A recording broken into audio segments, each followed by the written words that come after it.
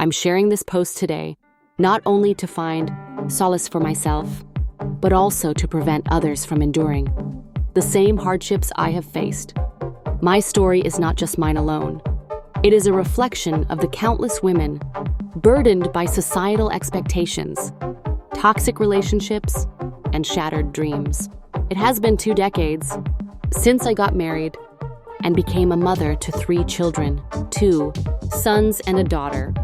Our union was arranged, and prior to marriage, I was a self-reliant and ambitious woman. Working at a college, I was taught from a young age to be independent, earning and managing my own expenses through teaching, tuition, and even hobby classes. However, all of that independence was stripped away after my marriage. My in-laws resided in another city, and I was instructed to quit my job under the assumption that new brides should enjoy their married life. My own mother prevented me from even discussing work with my husband. I had no choice but to comply. The turning point came a year later, when I became a mother. Initially, my husband managed the household. Well, and with my in-laws around, I did not have to worry about finances. However, once my in-laws moved away, leaving us to fend for ourselves, the cracks in our relationship started to appear. My husband grew lazy, earning less and sleeping more, showing little interest in improving our financial situation. Whenever I mentioned the idea of going back to work, he vehemently objected. And on the rare occasions when I managed to find a job, he would create problems, forcing me to leave and start anew elsewhere. As time passed, his frustration transformed into aggression.